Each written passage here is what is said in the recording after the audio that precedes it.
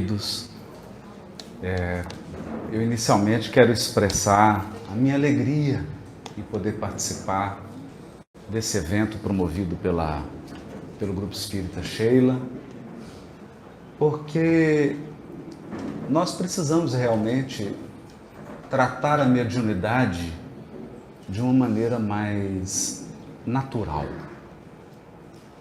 com mais amor, com mais compaixão, com mais respeito à pessoa do médium, aos seus desafios, às suas lutas, ao esforço que ele faz, à incompreensão que ele sofre, às dificuldades que ele enfrenta no curso do exercício da mediunidade, porque não é fácil. E muitas vezes as pessoas, na ânsia de defenderem a verdade, acabam faltando com a caridade. E nós precisamos compreender que na pauta de conduta dos espíritos superiores, a caridade nunca anda sem a verdade e a verdade nunca anda sem a caridade. Portanto, podermos encontrar com os médiuns, conversarmos com eles, nos inteirarmos da sua vida, da sua história, de como o fenômeno desabrochou, dos desafios que ele enfrentou até que ele pudesse aceitar a faculdade mediúnica, até que ele pudesse lidar com os poderes mediúnicos, é para todos nós um motivo de enriquecimento espiritual. Eu hoje venho falar sobre os desafios contemporâneos da mediunidade, mas eu escolhi um caminho muito mais difícil, mais árduo e mais íngreme. E me recordei aqui de Jesus, que sempre se dirigia a Jerusalém, seguindo as margens do Rio Jordão, a começar por Arbel, o monte à beira do lago de Genezaré, e ele então seguia pelas reentrâncias do vale, que era um caminho mais verde, com água, mais ameno, mas em determinada ocasião ele precisou passar pela Samaria, então fez o percurso mais difícil, passando por desertos, pela secura, pelo sol. E os caminhos mais difíceis e mais áridos, eles reservam muitas vezes as paisagens mais inusitadas. Então eu vou pedir a paciência, porque eu preciso fazer uma introdução. E ela vai ser difícil. Vai ser árdua. Mas eu tenho certeza que quando nós caminharmos para a segunda parte da fala, em que nós tocarmos diretamente nas questões da mediunidade, as paisagens visualizadas na primeira parte serão uma dádiva. Serão valiosas. Eu começo então por um capítulo do livro Evolução em Dois Mundos. Capítulo 13 do livro Evolução em Dois Mundos, e depois nós vamos caminhar para o 14. No capítulo 13 do livro Evolução em Dois Mundos, André Luiz fala sobre os fluidos. Vou citar também um texto de Allan Kardec, de março de 1868, na Revista Espírita, em que o codificador fala sobre infecções fluídicas. Selecionei esse texto apenas para que os críticos não digam que a obra de André Luiz não está em perfeita harmonia e sintonia com a obra do codificador. Então, fica a dica. O capítulo 13 do livro Evolução em Dois Mundos diz assim: a consciência que aprendera a realizar complexas transubstanciação de forças nas diversas linhas da natureza, ao se adaptar aos continentes da esfera extrafísica, passa a manobrar com os fenômenos da meditação e reflexão de que o pensamento é base fundamental. uma pequena introdução para nos dizer o seguinte. O princípio inteligente, aqui eu vou fazer uma abordagem de evolução espiritual para a gente entender a mediunidade. O princípio inteligente, criado simples e ignorante, deve construir e conquistar com o apoio, a orientação e a sustentação de Deus através dos seus intermediários. Ele deve conquistar a própria glória. Passo a passo. Portanto, o Criador não nos presenteia com um órgão físico. Ao longo da evolução, você conquistou seus órgãos físicos. Você conquistou essa formosura que é o corpo humano. Essa obra extraordinária. André Luiz irá dizer, aqui no final do capítulo 13, que desde os seres unicelulares, dos vírus e bactérias, até a primeira expressão do hominídeo, que antecede o Homo sapiens, o princípio inteligente gastou 15 milhões de séculos. Então, eu não sei se você se recorda, quando você era uma bactériazinha, você demorou 1,5 bilhão de anos para você ficar de pé. Ficar de pé. Porque pensar, tem gente até hoje que não aprendeu. Né? Bom, 1,5 bilhões de anos. Conquistando cada elemento, porque na lei divina, o princípio inteligente está lá no livro dos Espíritos, começa no átomo. E ele precisa aprender a reger esse material que é extraordinário, que é o átomo, que é extraordinário. Mas à medida que ele vai avançando, ele vai gerenciando unidades mais complexas. Por isso que ele é princípio criado simples, ele vai ganhando em complexidade, ele é ignorante, porque no início ele não sabe. Então o primeiro exercício dele é equilibrar duas bolinhas. Não, uma. Um elétron. E um núcleo. Ou seja, você começa a evolução tendo que vigiar duas tartarugas. E às vezes uma foge. E ali nós vamos ganhando conhecimento. Mas não é conhecimento de Google. É conhecimento no sentido filosófico. Porque é um conhecimento que diz respeito a saber, a agir, a operar, a manipular. Então, é um pouco também de habilidade, conhecimento como habilidade operacional. Está complicado, gente? Até agora está todo mundo indo? Vai piorar. Então, ele começa, vai se desenvolvendo. Até que chega um momento muito especial. Mas antes disso, eu tenho que falar de uma realidade aqui. André Luiz vai definir aqui um conceito. E aqui eu queria deixar bem claro. Esse conceito é uma metáfora. É uma metáfora. Como a maioria dos conceitos da física são metáfora. Eu me lembro quando fazia eletrônica no Cefet, perguntei para o meu professor assim, qual que é a natureza ontológica de uma onda eletromagnética? Ele falou, é mais fácil definir um anjo do que uma onda eletromagnética. Nós não sabemos a natureza. Qual que é a natureza? Qual que é hoje na física quântica? Qual que é a natureza da matéria? Todo mundo foge. Ninguém quer explicar isso. Aí te apresento uma equação matemática. A equação matemática é tipo assim, não vamos falar no assunto, não, vamos só calcular.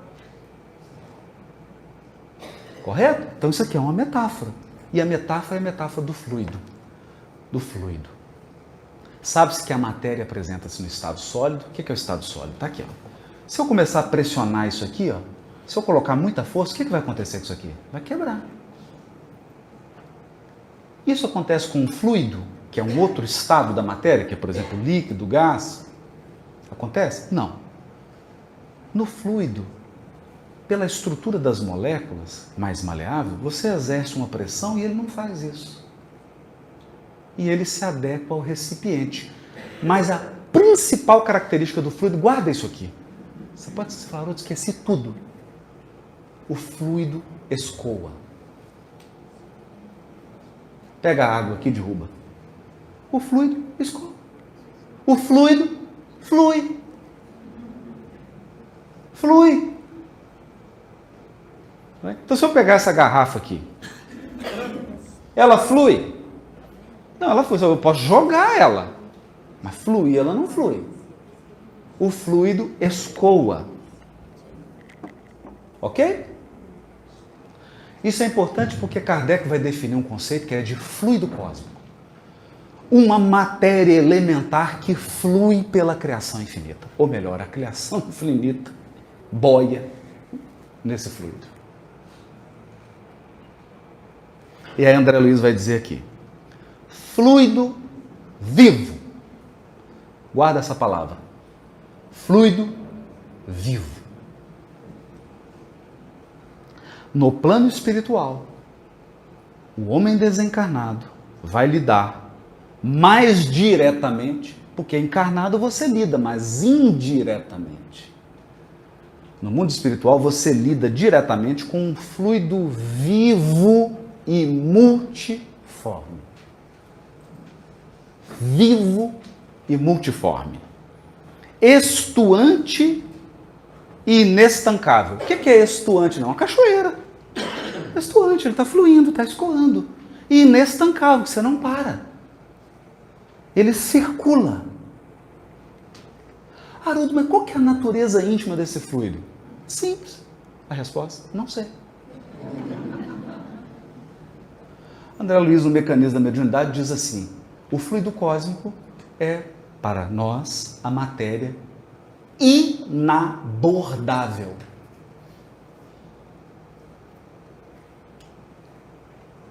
Inabordável é, por enquanto, espera.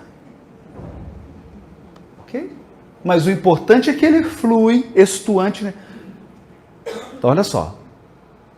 O ser desencarnado, ele entra em contato direto no mundo espiritual com um fluido que é vivo, multiforme, ou seja, tem várias formas, porque ele é plástico, ele toma qualquer forma, como a água. Dependendo de você mudar o recipiente, ela toma a forma do recipiente, não é assim? Bom, a nascer-lhe da própria alma. Olha isso. Então, o próprio ser expele esse fluido. De vez que podemos defini-lo até certo ponto como subproduto do fluido cósmico. Até certo ponto. Por quê? Porque ele é misto. O espírito toma do fluido cósmico, mas o espírito altera, porque ele é co-criador. O ser espiritual é co-criador. Até aqui todo mundo acompanhando? Então, ele é um subproduto do fluido cósmico, ele foi absorvido pela mente humana em processo vitalista semelhante à respiração, pela qual a criatura assimila a força emanante do Criador, esparsa em todo o cosmos, transubstanciando-a sobre a própria responsabilidade para influenciar na criação a partir de si mesmo. Deus criou a vida, mas nós influenciamos na vida porque somos co-criadores. Esse fluido é... Quem que é esse fluido? Sabe quem que é esse fluido? É o próprio pensamento contínuo.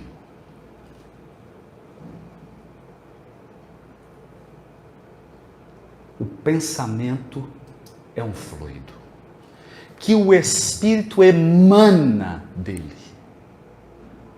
Ele modifica o fluido cósmico, que ele agrega algo que é dele. Que algo? Não sei. Quem chegar primeiro é espírito puro, conta no próximo seminário.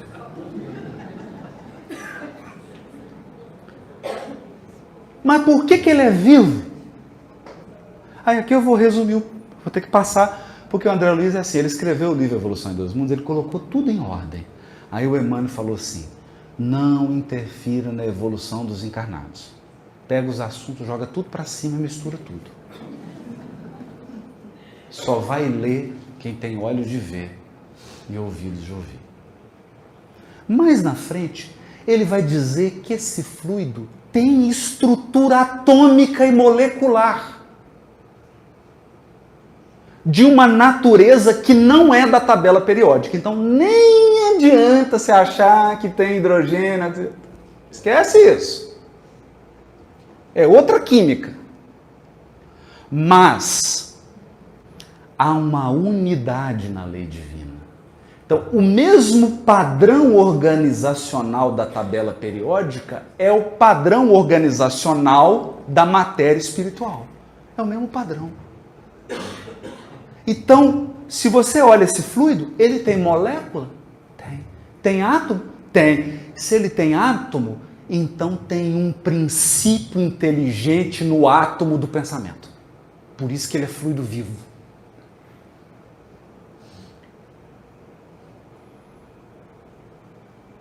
Ai, agora se assustou, né? Claro. Por que você acha que forma pensamento, sai andando e se mexendo? Aí ele continua. Eu estou simplificando bem. Quando ele vai falar do centro encefálico, ele diz assim. Olha isso. Que lá no tálamo, esquece isso, depois você joga no Google. Nessa delicada rede de forças, olha isso, verte o pensamento ou fluido mental. É lá que está a cachoeira. Fluido que influencia primeiro, através dos impulsos repetitivos, da região cortical, das zonas psicomotoras, todo o cosmo influencia primeiro o cosmo biológico, para em seguida, atendendo ao próprio continuismo de seu fluxo incessante, espalhar-se em torno do corpo físico da individualidade consciente. Olha só. E responsável pelo tipo do fluido. Qualidade e aplicação do fluido, organizando-lhe a psicosfera ou halo psíquico. Era o conceito que Kardec deixou escrito no livro Obras Póstumas, quando ele falou da fotografia do pensamento. Kardec disse assim, nós temos uma atmosfera psíquica. Vocês lembram daquele desenho que tinha um sujeito que ia atrás dele? Aí vinha uns raios, né? É igual gente pessimista, né? Ele vai andando assim, aquele temporal vai acompanhando ele. Nós transportamos, Kardec chamava de atmosfera psíquica, que era a linguagem da ciência da época. A compreensão que se tinha do fenômeno elétrico e magnético pela física era de uma, como se fosse uma atmosfera. Então, em torno daquele núcleo ali, você tinha um campo de influência. Essa é a ideia. Então, em torno do tálamo, flui o pensamento, ele flui pelo corpo físico, forma um halo psíquico, qual ocorre com a chama de uma vela. Quem se valendo do que a nutre, estabelece o campo que se lhe prevalece a influência. Então, a vela tem um combustível, o pensamento também tem que se alimentar de algo. Ele se alimenta de forças divinas que estão presentes no fluido cósmico. Estou resumindo, porque André Luiz não fala isso aqui, ele só vai falar isso daqui 30 páginas depois. Esse fluido ou matéria mental tem a sua ponderabilidade e as suas propriedades quimio-eletromagnéticas específicas, definindo-se em unidades perfeitamente mensuráveis, qual acontece no sistema periódico dos elementos químicos do plano terrestre, compreendendo-se que em círculos da inteligência mais evoluída, surpreendentes combinações dos fatores conhecidos podem ser efetuadas com vista a certos fins. seja, lá nas inteligências superiores, eles efetuam combinações e criam elementos. Por quê? Porque são co-criadores em plano maior. Até aqui deu? Esse é o seu pensamento. Esse é o seu pensamento. Então, se você já teve gastrite nervosa, você sabe o que eu estou falando.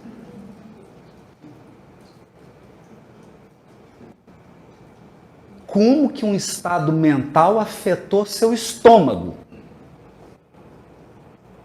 Como?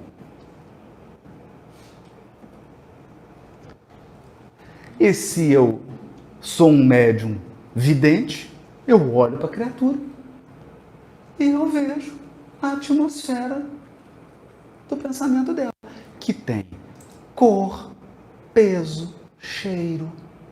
Ele vai falar isso aqui no Evolução e no Mecanismo da Mediunidade. Tem pensamento que fede.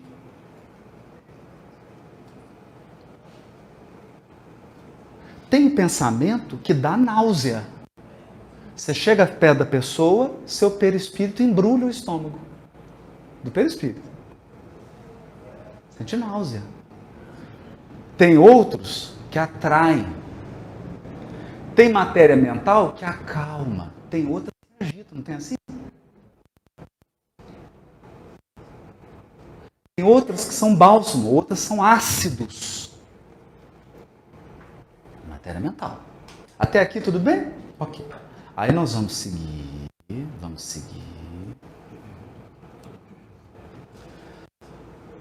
Lá no final do capítulo, o último item chamado Plasma Criador da Mente, André Luiz diz assim: é pelo fluido mental, com qualidades magnéticas de indução, que o progresso se faz notavelmente acelerado. Resumindo, somente quando o ser espiritual passou a ter pensamento contínuo e um fluxo incessante de pensamento, ele pôde entrar em contato com as esferas espirituais e ser influenciado por ela. E foi através disso que surgiu o progresso. Progresso em todos os setores da vida humana. Eu vou repetir isso. Todos os setores da vida humana. Aí eu vou entrando aqui. O capítulo 14 se chama Simbiose Espiritual.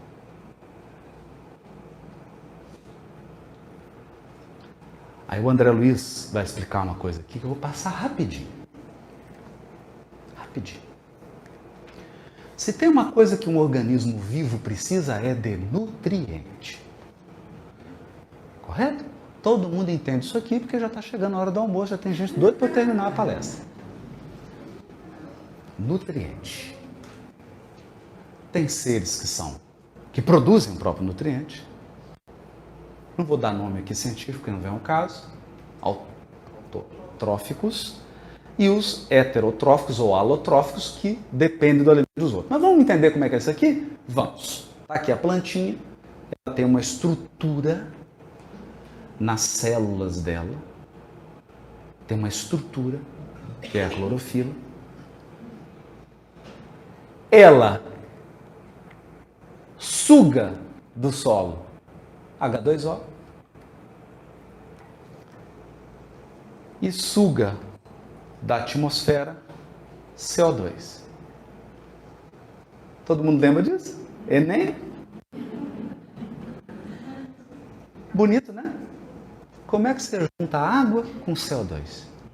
O que você precisa para uma reação química? Sabe o que você precisa? A mesma coisa que você precisa para ligar um carro. Ignição. Energia. Onde que vem a energia? Do Sol. A luz são fótons, partículas mediadoras do campo eletromagnético. Ela capta o fóton. E o fóton é a bateria do celular. Ela capta o fóton, a energia que ela precisa, o que ela faz? Começa a reação química. Repara isso. Ela sugou água, pegou gás carbônico, captou a luz fez a reação química, final do processo, o que ela tem? Oxigênio, que ela libera, e ela fica com o almoço.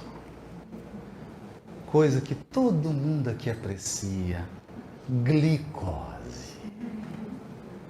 É o saboroso chocolate. Não é?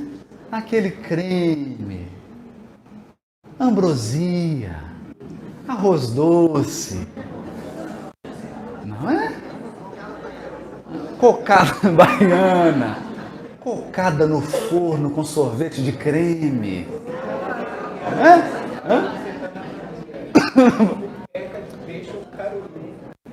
Muquequinha de peixe, entendeu? Glicose. Transformou. Essa é a fotossíntese. E a quimiossíntese? Linda. Bactérias pegam estruturas minerais, fazem essa mesma operação, só que ela retira a energia da quebra, da oxidação, que é um processo químico. Não vem ao caso, não precisa você entender isso. Depois você olha no Google. Através da oxidação aí você tem bactéria que faz essa oxidação do enxofre, tem que faz da amônia, tem outras que fazem do ferro. Ela obtém a energia, depois é a mesma coisa da fotossíntese. A parte 2 do processo é a mesma coisa. Você obtém a famosa cadeia de carboidrato, a glicose. E um elemento extraordinário, que é o nitrogênio. O nitrogênio tem 78% na atmosfera, mas nós não assimilamos o nitrogênio, que é onde tem a proteína. Olha para você ver. Todos os aminoácidos. Imagina se nós conseguíssemos processar o nitrogênio pela respiração, você não precisar mais comer carne. Mais nada, nenhum aminoácido. Você não precisava ingerir nada.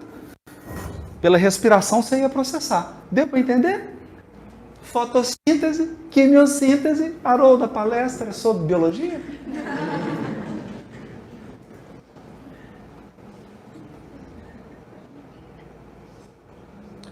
É sobre biologia? Não. Segundo item do capítulo Simbiose Espiritual. Depois você vai julgar a simbiose, você vai ver que simbiose tem a ver com nutrição e proteção. André Luiz fala assim: início da mentossíntese. Então tem fotossíntese, quimiossíntese. Com a fotossíntese você tem glicose. Com a quimiossíntese você consegue aminoácidos, proteínas, são as enzimas. Olha, as substâncias são as chamadas biomoléculas, que dependem de alguns elementos químicos: hidrogênio, oxigênio, carbono, nitrogênio e depois fósforo, enxofre, ferro. Mas basicamente são esses: oxigênio, hidrogênio, carbono e nitrogênio. Esses são os átomos da vida. Esses são os átomos da vida. Então, você acha que Deus dá a glicose? Você acha que Deus dá a glicose? Não. Deus dá o fóton, a água e o gás carbônico. Mas quem tem que cozinhar é você. Aí você mistura tudo. A glicose, o princípio inteligente obtém pelo trabalho, pelo esforço, pela atividade dele. Ok? A quimiossíntese, a mesma coisa. A bactéria vai lá nos elementos inorgânicos, compostos inorgânicos, não vem aqui ao caso, faz lá uma reação química para obter energia, e com essa energia ele vai conseguir a proteína, o carboidrato e as substâncias biomoléculas. É isso. Agora nós vamos falar de questões espirituais. Você lembra lá do fluido do pensamento? Lembra lá? Então vamos. Erguido, porém, a geração do pensamento ininterrupto, altera-se a individualidade do ser de modo particular. Quando o princípio inteligente começa a ter pensamento contínuo, muda tudo. O que muda? O princípio inteligente inicia desde então nas operações que classificaremos como mentossíntese. Porque elas estão baseadas na troca de fluidos mentais multiformes. Troca de fluidos mentais. O que é isso? As mentes se alimentam. Haroldo, eu não entendi nada. Só grava isso aí, anota aí. As mentes se alimentam através do pensamento. Se alimentam. Por quê? Porque não é só ideia. Não é só ideia que a gente troca. A gente troca fluidos imponderáveis. Por isso que lá em nosso lar está dito, o amor alimento das almas. Então, eu estou aqui com o Vinícius, nós estamos trocando ideia, estamos batendo papo. Não é só intelecto que está em jogo, não é só ideia, nós estamos trocando fluido. Ele vai sair alimentado e eu também. Então vamos lá. Fluidos multiformes. Por quê? Porque entra a subjetividade. Entra a cocriação de cada ser. Através dos quais, olha só, fluidos mentais multiformes, através dos quais o espírito emite as próprias ideias e radiações, assimilando as radiações e ideias alheias. Não é? Tá ruim?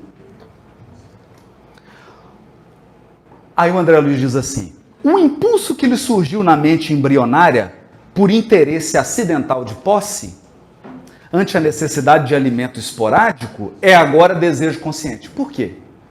Lá na bactériazinha, você acha que a bactéria ficava assim, igual a gente? O que eu vou almoçar hoje? Aí você está almoçando e fala assim, o que eu vou jantar? A bactéria não tem isso, porque ela não tem pensamento contínuo. Então, na hora que surge a necessidade de alimento, ela pensa no alimento, vai lá e faz. Acabou o alimento, ela para de pensar. No ser que tem pensamento contínuo, você começa agora a ter um desejo consciente e permanente de se alimentar. Olha isso. E, sobretudo, o anseio genésico, instintivo, que lhe sobrepunha a vida normal em períodos curtos, que era o período do cio, converte-se agora em atração afetiva constante. Atração afetiva constante.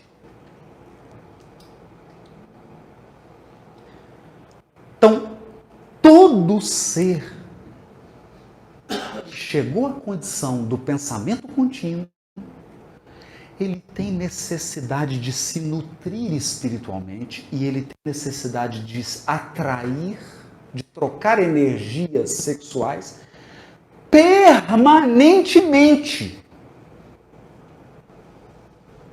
Agora, não confunda energias sexuais com a sexualidade orgânica, são coisas completamente distintas. Eu posso trocar energias sexuais. Nós agora estamos trocando energias sexuais, que são fluidos nutritivos nascidos do afeto e da atração. Só que aqui é permanente.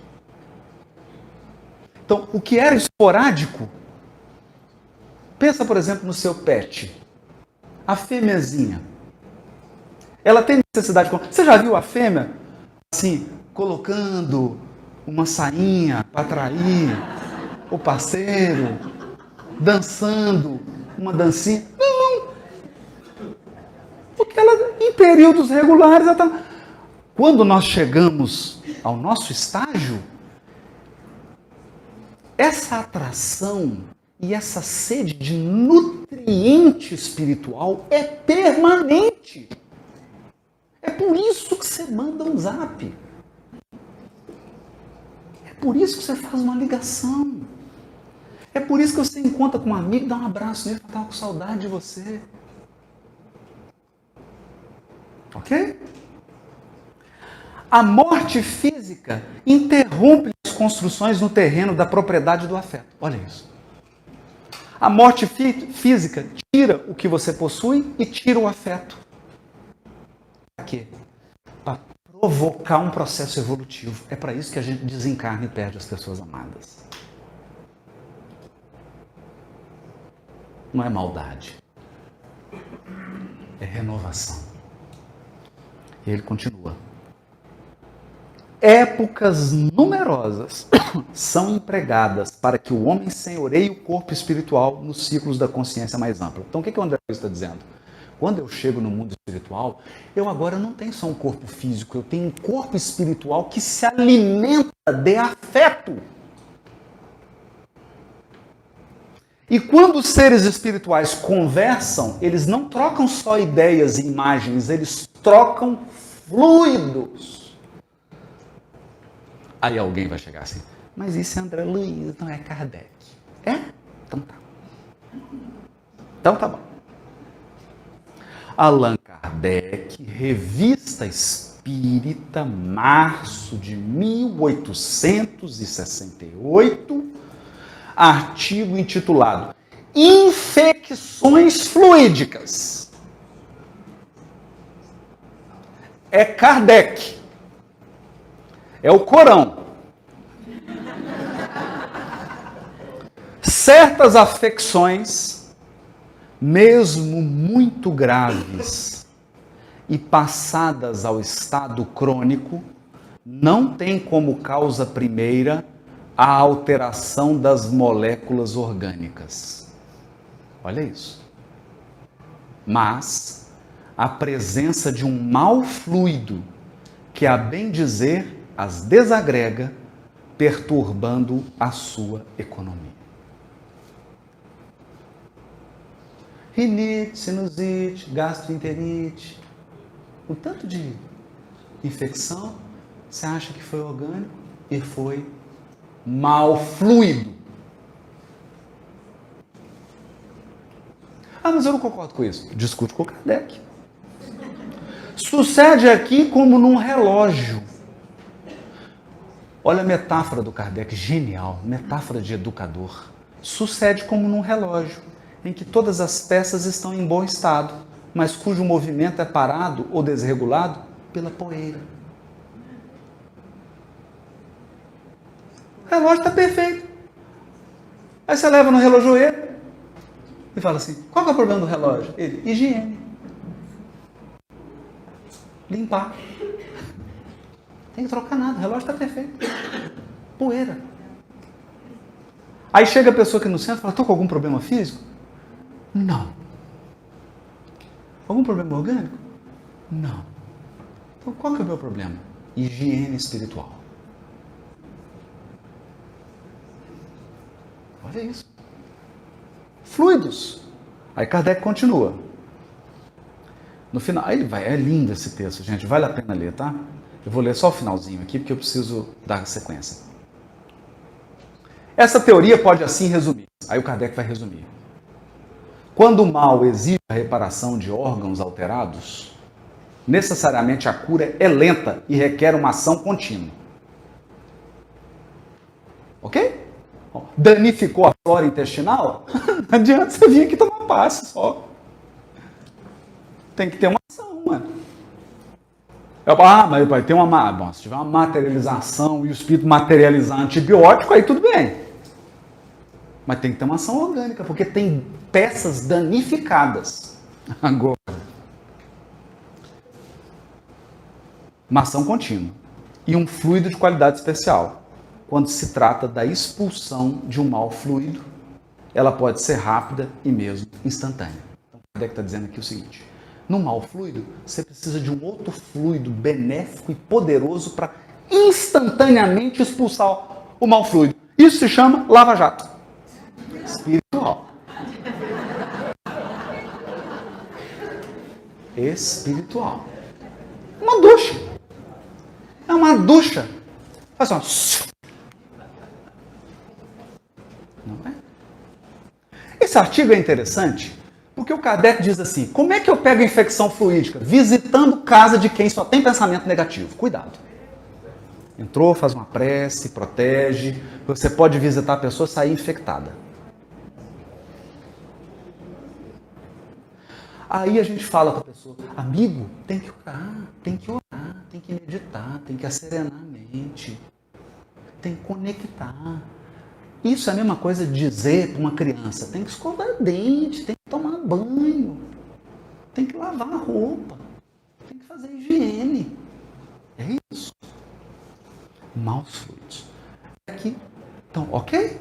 Ou seja, o que André Luiz está dizendo aqui está em perfeita harmonia com Kardec. Perfeita harmonia.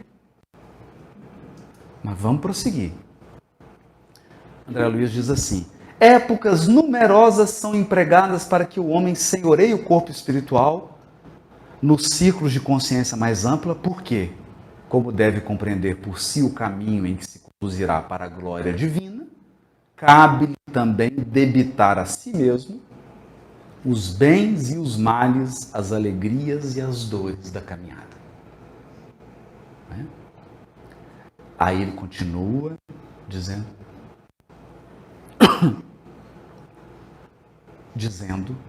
que é por essa incessante troca do fluido mental que se ergue o progresso no planeta. Aí ele começa a falar aqui, agora eu vou resumir, né? Que aí realmente tem que resumir. Vai trabalhar de simbiose das mentes, etc, etc, vampirismo, obsessão, etc. O que nós vamos entendendo aqui? Que desde que nós atingimos a condição de Homo sapiens, do ser que tem pensamento contínuo, o nosso fluido mental entrou em conexão com o fluido mental das inteligências superiores. É aí que nasceu Grécia, Roma, Egito, civilizações, literatura, religião. E até hoje.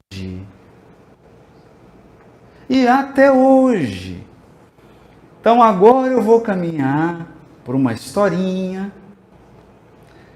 para resumir essa parte difícil. A gente pode respirar. Pronto, agora vai.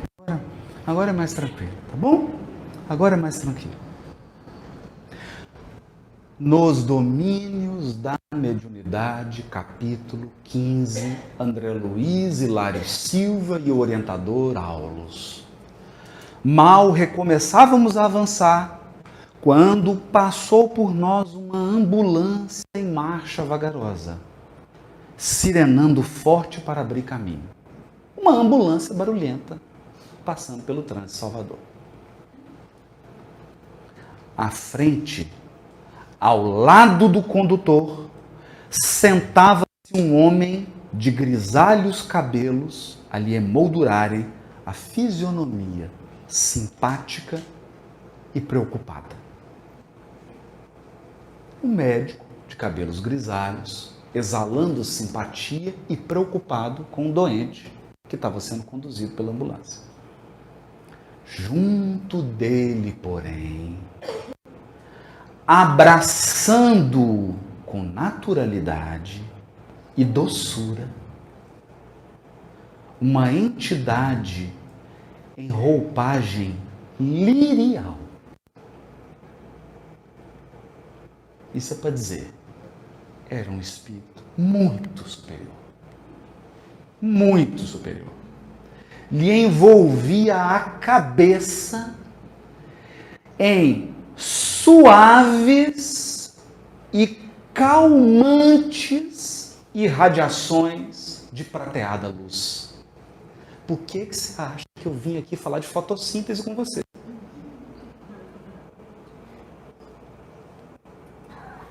Por que você acha que eu gastei tempo aqui falando para você de fotossíntese? O que essa entidade está fazendo aqui? Está jogando luz prateada sobre a cabeça desse médico.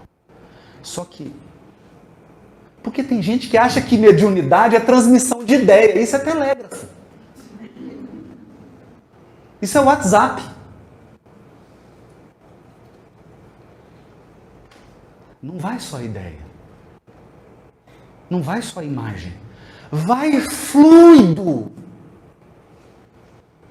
Vai energias imponderáveis. Mas o que é? Não sei.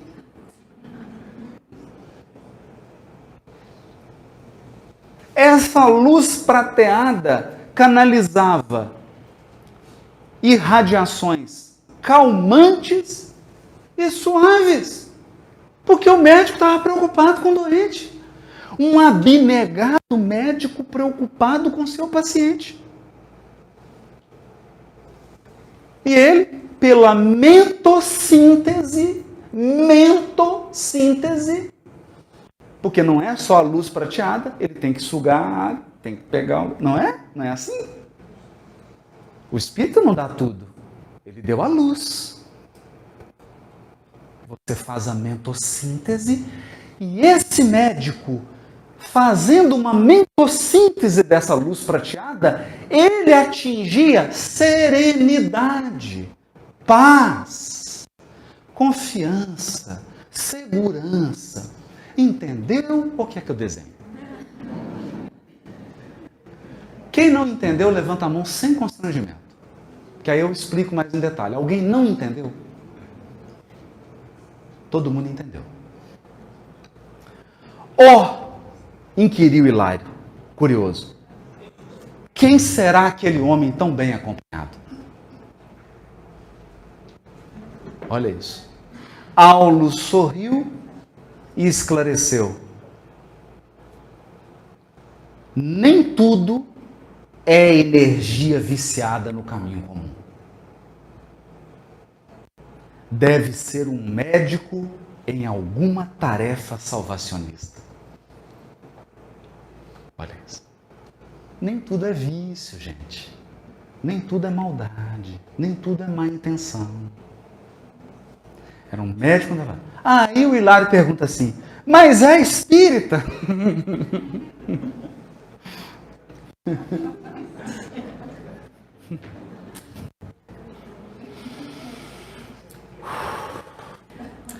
Com todo o respeito que devemos ao Espiritismo, é imperioso lembrar que a bênção do Senhor pode descer sobre qualquer expressão religiosa, ou seja, não é espírita. Afirmou o orientador com expressivo olhar de tolerância. Deve ser, antes de tudo, um profissional humanitário e generoso. Por seus hábitos de ajudar o próximo, se fez credor do auxílio que recebe. Então essa é a primeira reflexão que eu quero falar hoje sobre mediunidade na contemporaneidade. Não pense, pelo amor de Deus, que mediunidade é um fenômeno que acontece em reunião em casa espírita.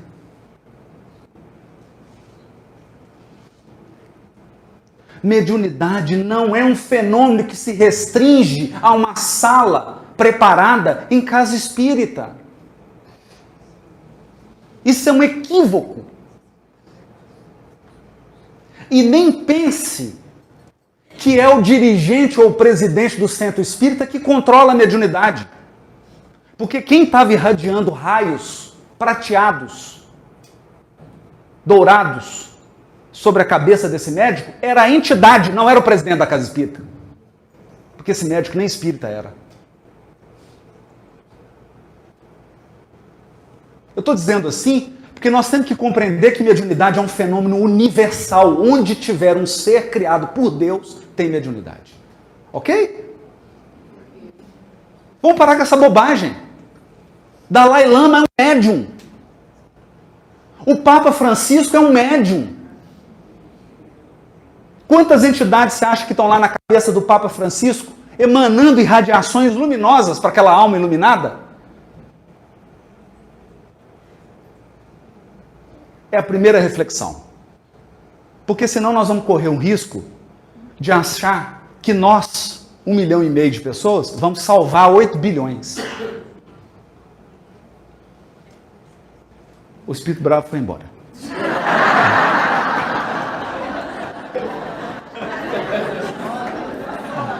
Não lhe bastariam os títulos de espírita e de médico para reter a influência benéfica que se faz acompanhar. O Aulus não está desmerecendo o espírita, gente. Nós somos espíritas. O que é isso? Não é?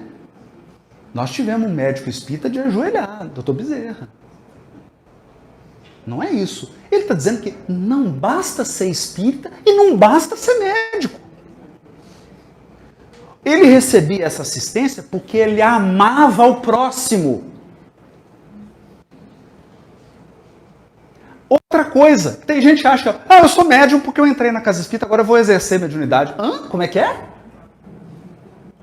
Eu vou exercer mediunidade porque eu entrei na reunião mediúnica? Peraí, você não exerce a mediunidade no seu trabalho? E você não exerce a mediunidade quando você está cozinhando? E você não exerce a mediunidade quando você vai tomar um banho de praia?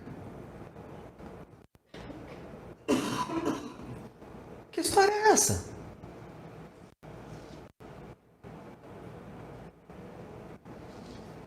Que história é essa? Onde há fluido mental estuando, há seres inteligentes trocando pensamentos, ideias e fluidos em todos os quadrantes do planeta. Isso é mediunidade. Mediunidade é intercâmbio. E nós intercambiamos não só ideias, nós intercambiamos energias. E é por isso que o trabalho no bem sustenta a alma. Porque quando você ajuda alguém, o sorriso dela nutre a sua alma por um ano. Emmanuel, certa vez, chegou perto do Chico e percebeu que o Chico estava muito triste, muito esgotado. Esgotamento mesmo. E Emmanuel disse para ele, você precisa repor suas energias. Vamos lá para os bairros carentes de Uberaba, que a sua energia vai ser reposta. Aí o Chico saiu naquelas caravanas que ele ia e começou e atende uma aqui, conversa com aqui, voltou, estava saindo até faísca. Perceberam? Por quê? Porque recebeu fluidos imponderáveis. Pelo amor de Deus, pensa nisso. Pensa nisso. Você está dentro do seu quarto, conversando com a sua mulher, com o seu marido, você acha que está sozinho. Você acha que a sua mente está sozinha. Você não tem ideia das energias e das conexões mentais que você está estabelecendo. E não fica pensando ingenuamente que a entidade está dentro do seu quarto, não. Porque ela pode estar aqui em Salvador e você em Belo Horizonte. Porque a velocidade, a luz, dá 8 voltas do planeta Terra em 1 segundo. O pensamento é mais rápido que a luz. Então, se o espírito estiver em Salvador, ele vai e volta em Belo Horizonte mais de 40 vezes com o pensamento. Em 1 segundo. Ele não precisa estar do seu lado. Não precisa. Tem espíritos lá no umbral, quietinhos lá no sofá. Tem umas regiões lá no umbral. Sofá, salinha e tal. E controla.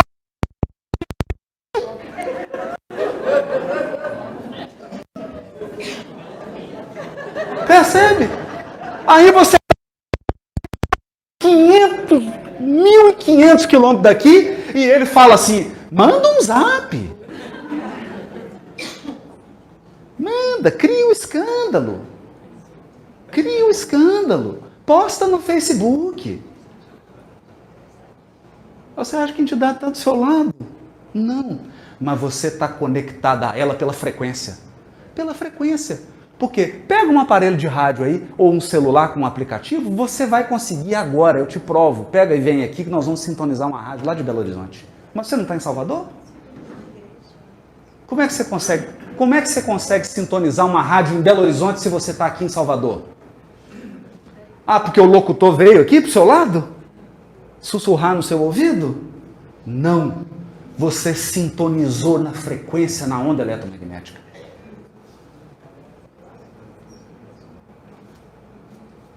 As pessoas não entendem isso. Elas acham que assim, para eu sintonizar o pensamento de Paulo, Paulo tem que vir para Salvador. Peguei uma ideia do Paulo, porque ele veio aqui em Salvador, comeu uma moqueca.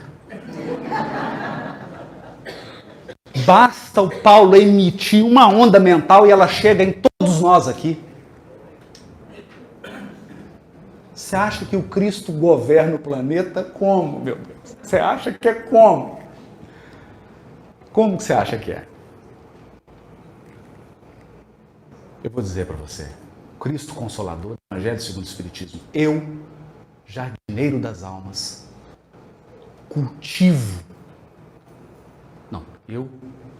jardineiro, cultivo as vossas almas no silêncio dos vossos pensamentos. É isso que o Espírito de Verdade diz. O Espírito de Verdade diz assim, eu estou dentro de você, observando a sementinha, tudo, você não está nem sabendo que eu estou aí. Só passando a ressonância magnética em você. Percebeu?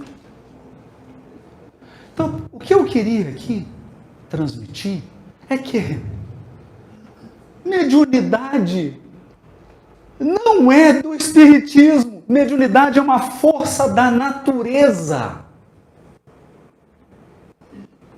Mediunidade é uma força da natureza.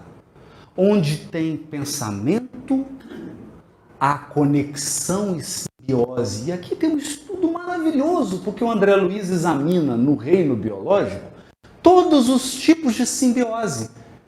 Aí, quando você chega no mundo espiritual, você começa a dizer para a pessoa assim, ó, tem uma entidade que está em simbiose. Meu Deus, nossa, tem um espírito. Mas, gente, o fenômeno é o mesmo que ocorre nas plantas. A mesma simbiose que ocorre no reino animal, no reino vegetal, é a mesma que ocorre entre mentes. Então ele começa a citar aqui, inclusive dá nomes técnicos. Eu não vou fazer isso porque não é o caso. Os tipos de simbiose, de parasitismo. Porque na simbiose, um pega algo, mas dá em troca. E no parasitismo? Eu só sugo. Então, o que é o parasitismo espiritual? A entidade está aí só sugando sua energia. Só sugando. Só sugando. É o vampirismo. Está sugando. E você? Gostando. Por quê? Porque por questões que Freud explica, há prazer nesse tipo de situação. Quantos sentem prazer no pessimismo? A pessoa fala assim, oi, está tudo bem? Graças a Deus, não.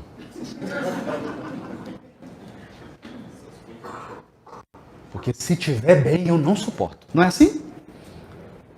Tem casal que se parar de brigar, separa. Porque não tem mais motivo para estar junto. Não é? O alimento. O alimento, os alimentos. Eu já acordo discutindo porque é o café da manhã. Então, para quem está de fora é mórbido. Para quem está dentro está se alimentando. Nós temos que tomar cuidado com isso. Não é? Então, há vários tipos de simbiose. Mas o que é preciso destacar aqui? É um fenômeno poderoso e estuante. Nenhum encarnado controla a mediunidade. Nenhuma instituição humana controla a mediunidade. O que nós temos é propostas de educação da faculdade mediúnica. É óbvio. Porque eu posso lidar com esses poderes de forma desequilibrada ou equilibrada. Ora, Por exemplo, eu sei muito bem quando coloco uma barra de chocolate na minha frente, se eu vou lidar com ela de forma equilibrada ou desequilibrada. Eu sei. Da forma desequilibrada, eu já me vi mastigando aquele invólucro ou de alumínio. Aí tirei um alumínio assim, que é claro que foi o chocolate, foi o alumínio, foi tudo. De uma forma equilibrada, o chocolate dura. Dura. Isso é tranquilo, não é? Mediunidade também. Bom, mediunidade é conexão de mentes. Conexão de mentes. Ocorre que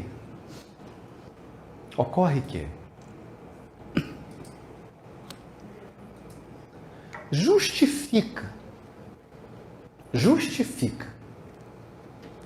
eu colocar um aluno que está no primeiro dia da aula de violão, é a primeira aula dele, nunca pegou num violão,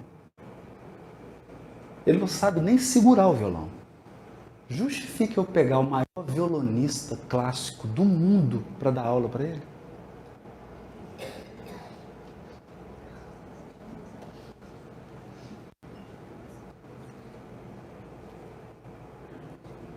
Não. Bom, mediunidade é conexão. Mediunidade é troca de quadros mentais e de fluidos pelas mentes. Mas a qualidade das entidades com as quais você entrará em contato dependem do teor da sua moralidade.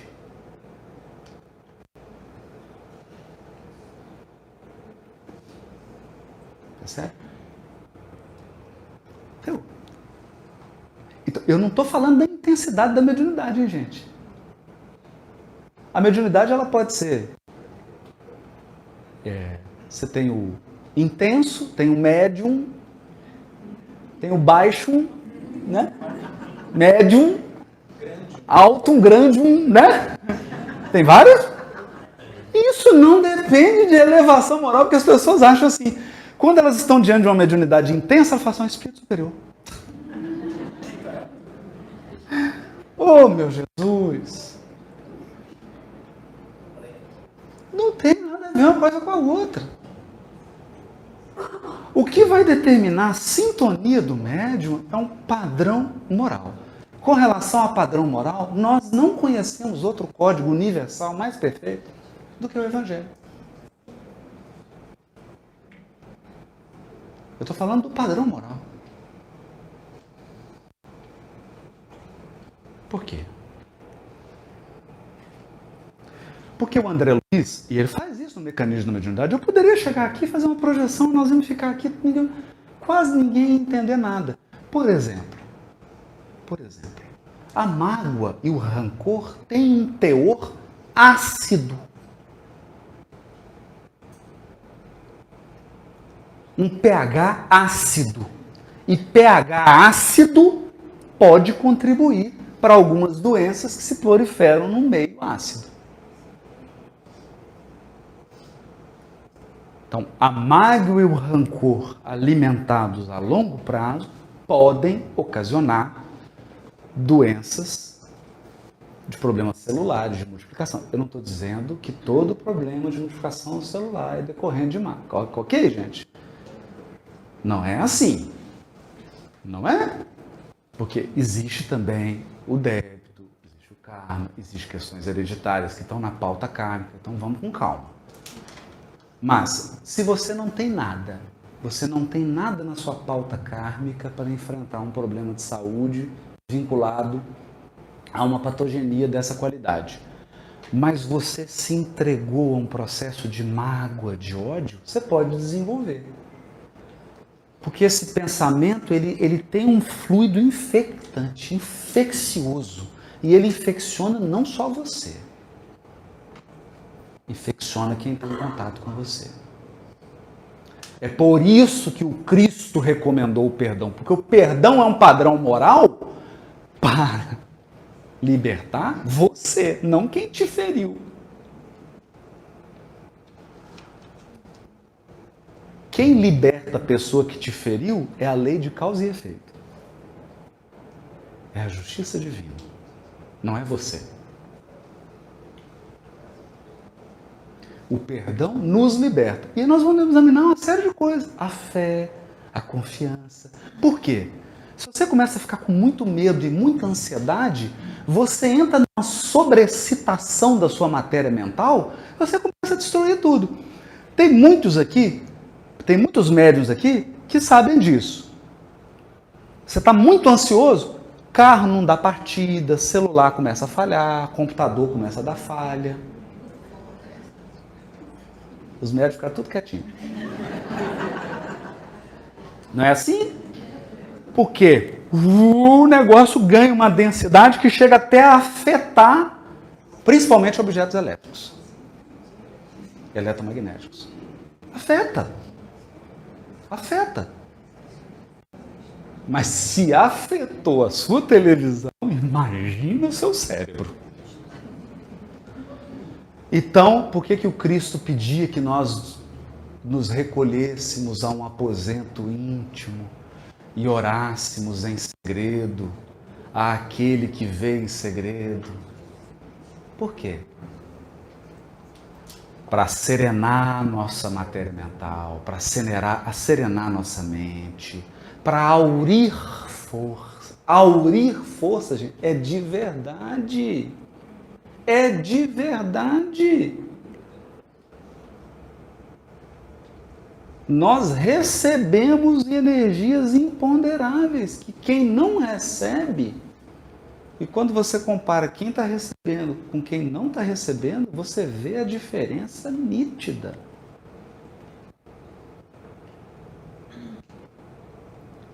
Então, são valores que vão definir a qualidade do fluido, não a intensidade.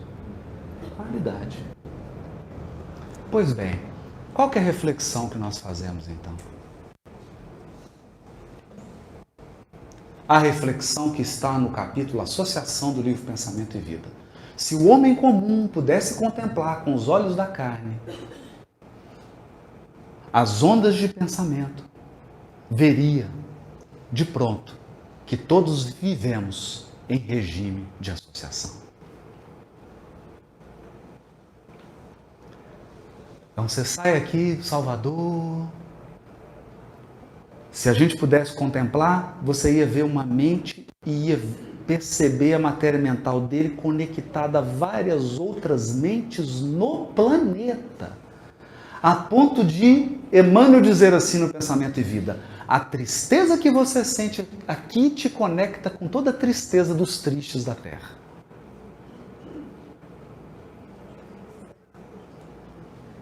A maldade que eu estou planejando aqui me faz entrar em sintonia com a maldade de todos os seres perversos no orbe. Mas em compensação,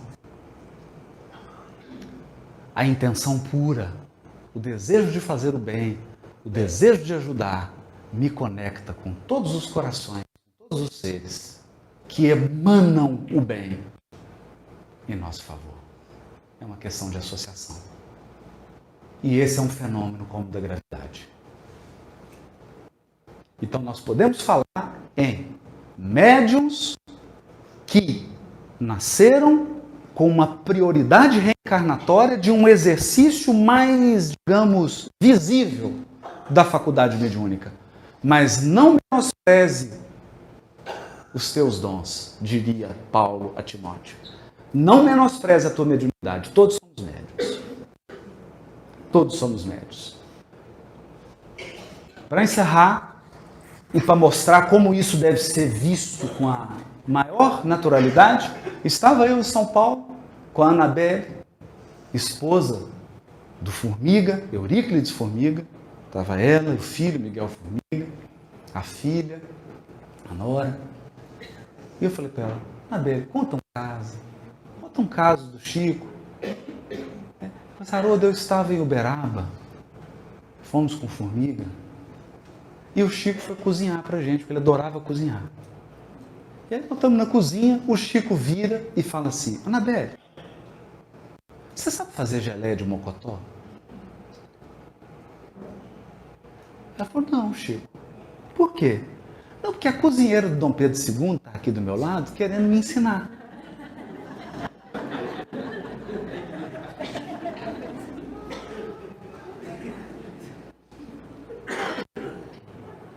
A cozinheira do Dom Pedro II. Foi lá fazer um geleia de mocotó. Perceberam? Porque as almas interagem. As almas se conectam. Elas trocam valores incessantemente. E para encerrar, eu vou dar meu depoimento. Você quer ver um local bacana para você sentir influência espiritual assim forte? Para quem não está acostumado, hospital. Principalmente quando você é o internado. Porque o seu organismo está debilitado, então a força que o organismo físico tem de tamponar a sua expressão espiritual, ela diminui. Ou seja, você começa a perceber mais. E aí você nota a rede de assistência espiritual que aquele ambiente recebe por conta das almas devotadas ao bem que agem em todos os quadrantes. Você percebe. Mas há um caso no livro Sexo e Destino que me comoveu. Quando Pedro Neves entrou numa boate de strip,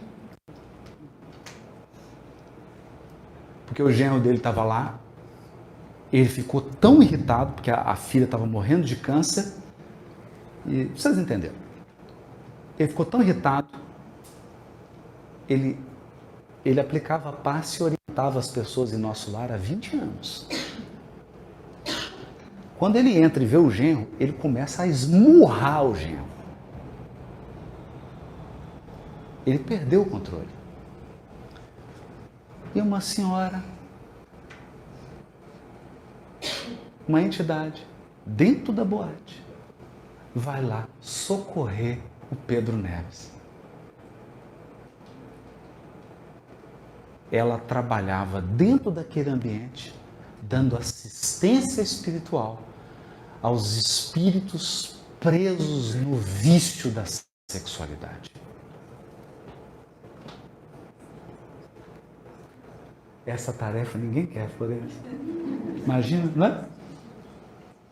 Ela, senhora, chega assim: ô Clarence, eu quero uma tarefa. Nós temos uma lá em Salvador para você. É uma instituição. Você vai prestar apoio espiritual. É o grupo Sheila, Clarence? Não! Então, almas abnegadas estão em todos os lugares, amparando, socorrendo, nas vias públicas, nas instituições públicas, nas empresas, nos diversos locais. Era essa reflexão que eu queria trazer. Agora, nós vamos nutrir o corpo, porque nós já fizemos muita mentossíntese por hoje.